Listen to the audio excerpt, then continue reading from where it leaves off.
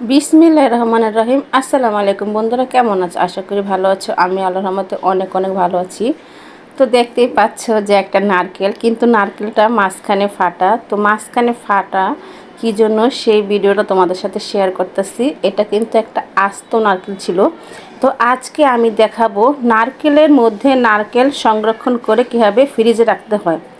তো তোমরা শুধু ভিডিওটা দেখো যে আমি নারকেলের খোসার ভিতরে নারকেল সংরক্ষণ করে কীভাবে ডিপ ফ্রিজে রাখবো এবং বছর জুড়ে খাবো। এখন তো আমাদের গাছে নারকেল আছে, যখনকার শীতকাল হবে তখন দেখা যায় নারকেল পাড়ার মতো কোনো লোক থাকে না। তখন আমরা তো তখন পিঠা পুঠা খাই, তখন এই নারকেল যদি ডিপ ফ্রিজে রেখে দিই তখন কিন্তু অনায়াসে খাওয়া যায়। অনেক সময় দেখা যায় শীতকালে কিন্তু নারকেলের দাম অনেক বেশি, এই জন্য গরমকালে নারকেল যদি আনা হয় সেটাকে যদি এরকম আমার মতো সংরক্ষণ করে ডিপ ফ্রিজে রাখো, 1 বছর থাকবে।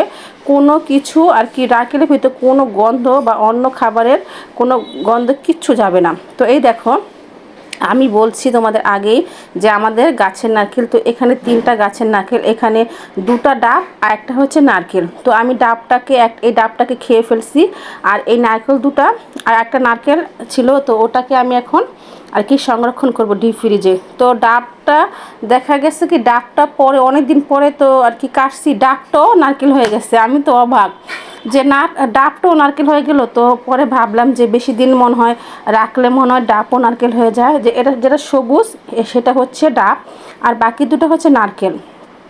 তো দেখো আমি কীভাবে যে নারকেলগুলো এত সুন্দর করে ডিপ ফ্রিজে সংরক্ষণ করে রাখি, সারা বছর জুড়ে রাখলে দেখা যায় এই বছরটা সামনের বছর খাওয়া যাবে। তো গত বছর এমন হয়েছিল, আমাদের কাছে প্রচুর নারকেল ছিল, তাও নারকেল কিনা লাগছে, কেননা তখন গাছই পাওয়া যায় না নারকেলের।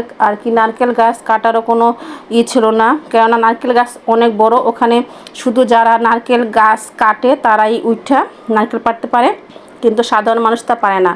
তো এই দেখো এখানে আমি 2টা নারকেল, বললাম না যে 2টা, ওটা কিন্তু যে বড়টা কিন্তু ডাব ছিল, এখন থেকে নারকেল হয়ে গেছে। মনে হয় অনেক দিন ঘরে ছিল, প্রায় 10-15 দিন ঘরে ছিল, এজন্য মনে হয় হয়ে গেছে। আমি হাতে ব্যথা পাইছিলাম। তো এই দেখো এই যে এটা হচ্ছে এই ছোটোটা, এখন আমি সংরক্ষণ করে তোমাদের দেখাবো কীভাবে ফ্রিজে রাখতে হয়। একবারে সহজ, সহজভাবে তোমাদের দেখিয়ে দিব। তোমরা শুধু একটা লাইক দিয়ে পুরোটা ভিডিও দেখো, আর যারা আমার ভিডিও দেখতেছো কিন্তু একটা লাইক দিতে ভুলে গেছো, অবশ্যই একটা লাইক দিয়ে পুরোটা ভিডিও দেখো। তো এখানে আমি এই নারকেলটা এখন আমার সেলে এই নারকেলটা নিচে থেকে যেটা উপরে খোসা ছিল ওটা ফেলে তারপর পরিষ্কার করে নিয়েছে। তো আমার মেয়ে এখন এই যে উপরে যে ইঠনি আবরণ আছে সেটাকে বটি দিয়ে খুব সুন্দর করে পরিষ্কার করবে, কেননা নারকেল কোরানোর পর যদি এটা পরিষ্কার না হয় তাহলে কিন্তু অনেকটাই নারকেলের গায়ে এগুলো সব পড়ে, দেখতেও খারাপ দেখা যায়। এই দেখো আমার মেয়ে কী সুন্দর করে এটাকে ক্লিন করে নিয়েছে, খুব সুন্দর হয়েছে। নারকেলটা আমার হাতে থাকতেই যেতেছে না, শুধু পড়ে যেতেছে। তো নারকেল কিন্তু খুব সুন্দর, একটা নারকেল কিন্তু 150 টাকা হবে। আর যখন শীতকাল তখন তো সবাই পিঠা খায়, তখন এই নারকেলগুলো অনেক দামে বিক্রি করে। এজন্য আমি মনে করি যে গরমকালে নারকেল কিনে সংরক্ষণ করে শীতকালের জন্য রেখে দিলে কিন্তু অনেক টাকাও সাশ্রয় হয়। এই দেখো এটা হচ্ছে, তোমরা সবাই চিনো, এটা হচ্ছে নারকেল কুড়ানি। তো এই যে আমি এভাবে এটাকে অফ ক্যামেরায় ফাটাবো। আমি এটা ফাটিয়ে তারপরে যেটা পানি হবে সেটা আমার ছেলে মেয়ে খাবে। তো এখন আমি নারকেলটা কিন্তু অফ ক্যামেরায় করাবো। এই দেখো নারকেলটা ফাটাইছি, দেখছো কী সুন্দর। আমাদের কাছে নারকেল কিন্তু অনেক পুর হয়, অনেক ভালো। এই একটা নারকেলে কিন্তু অনেকগুলো নারকেল হবে, কোরানোর পর দেখতে পারবে যে কতগুলো নারকেল হয়েছে। নারকেল কিন্তু খুব সুন্দর লাগে, কি সুন্দর সাদা ধবধবে, খুবই ভালো লাগে। তারপর এটাকে এখন আমি অফ ক্যামেরায় কোরাবো। এই যে নারকেলটা এতটা পানি হয়েছে, তো পানিটা আমি এখন পানিটা ভালো করে ছেঁকে তারপরে দিব আমার মেয়েকে খেতে, আমার ছেলেও খাবে। তো পানি কিন্তু অনেকটা হয়েছে। তো আরেকটা নারকেল আছে, ওটাকেও ভাবছি ফাটাইয়া সংরক্ষণ করে ফ্রিজে রেখে দেব। তো পানিটা ছাঁকলাম কি জন্য, পানিটা যদি না ছাঁকতাম তাহলে কিন্তু পানিটার ভিতরে ময়লা থাকতো। এই জন্য একটা ছাঁকনির সাহায্যে খুব সুন্দর করে পানিটাকে ভালো করে পরিষ্কার করে নিলাম। এই দেখো কতটা নারকেল হয়েছে, অনেকগুলো নারকেল হয়েছে। তো তো এই নারকেলগুলো এখন আমি নারকেলের ভিতরে কীভাবে সংরক্ষণ করি, এই দেখো এইটা হচ্ছে সংরক্ষণের মূল উপাদান। তো এটাকে আইচা বলে, তোমরা কি বলো অবশ্যই কমেন্টে জানাবে। এটা আমরা ছোটোকালে আর কি আমরা আইচা বলে এসেছি, এখন এটাকে আইচা বলি। তো ছোটোবেলায় যখন নারকেল কোড়াতো মা, আমার বড় ভাবি, তখন আমরা ভাই বোনেরা এই যে নারকেলের আইচাগুলো আর কি নেওয়ার জন্য বসে থাকতাম। যখন দিয়ে তখন এই যে এমন করে কোড়াইয়া তারপরে খাইতাম। সে কথা এখনও মনে আছে, অনেক ছোটোবেলার কথা সেটা। এখন আজকে সেই কথাটা মনে পড়ে গেল। তো আমার মা আমাকে, পরে আমার বোনকে, আমার ভাইকে দিত, পরে বসে বসে আমরা এই আইচাগুলো খেতাম। সরি, আইচা না, আইচার ভিতরে নারকেলগুলো খেতাম।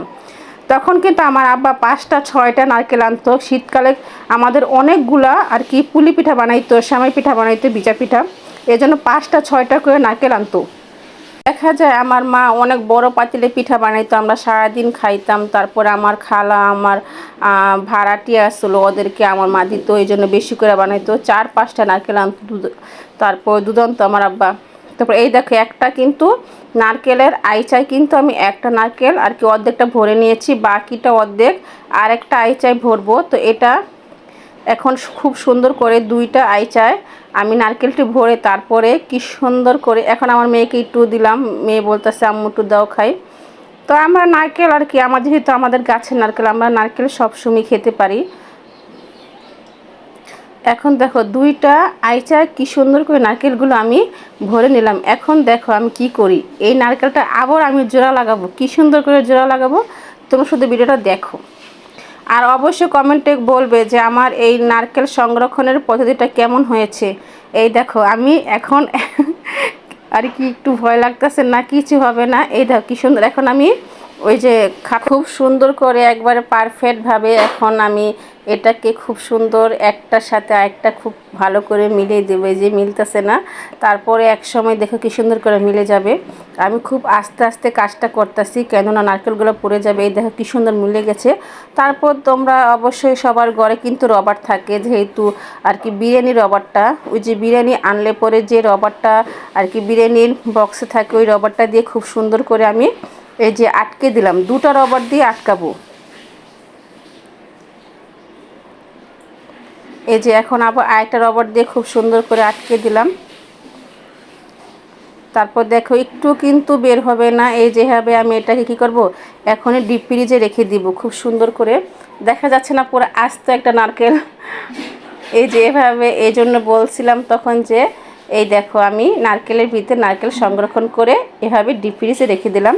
তো এই দেখো এই ডিপ ফ্রিজের উপরটা কিন্তু আমি সব আর কি পেঁপে, তারপরে সব কিছু সংরক্ষণ করে রেখেছি। শুধু রসুনটা আমি নিচে থাকে রেখেছি, আদা রসুন, আর ওখানে দুধও আছে। তো এই জন্য আর কি এক খাবারের গন্ধ অন্য খাবারে যাবে না, এভাবে রাখলে তো একটুও যাবে না। তো এই দেখো বাকি নারকেলটা এখন আমি আবার এটাকে এখন আমি সংরক্ষণ করে ফ্রিজে রেখে দিব। তো দেখো এটাকে আমি কীভাবে সংরক্ষণ করে ফ্রিজে রাখি, ভাবছিলাম আর কি রেখে দিব, পরে ভাবলাম নারকেলটা এমনিই 15 দিন হয়ে গেছে, যদি আরও রেখে দিই তাহলে কিন্তু নষ্ট হয়ে যাবে। এজন্য আর কি এটাকে ভেঙে এটাকে ফ্রিজে সংরক্ষণ করে রাখবো। যখন আর কি সেমাই খাবো, পিঠা খাবো, তখন ফ্রিজ থেকে অনায়াসে বের করে দেব। তো কেমন লাগলো আমার এই নারকেল সংরক্ষণ করার পদ্ধতিটা অবশ্যই কমেন্টে জানাবে। আর আমার মতো কারা কারা এভাবে নারকেল সংরক্ষণ করে রাখো সেটাও কমেন্টে বলবে। আর আমার ভিডিওতে আর কি কোনো ভুল ত্রুটি হলে অবশ্যই সেটাকে ক্ষমার দৃষ্টিতে দেখবে। আর সবাইকে বলতেছি প্লিজ একটু কমেন্টে বলো যে আমি যে এত সুন্দর করে নারকেলের মধ্যে নারকেল সংরক্ষণ করে রাখলাম ডিপ ফ্রিজে, এটা কি আর এই আইডিয়াটা কেমন হয়েছে, তোমাদের কেমন লেগেছে সেটাও বলবে কিন্তু। তারপরে এই দেখো এতটা নারকেল হয়েছে। তো এই যে এখানে আবার 2টা আইচাই নারকেল ভরে রাখলাম।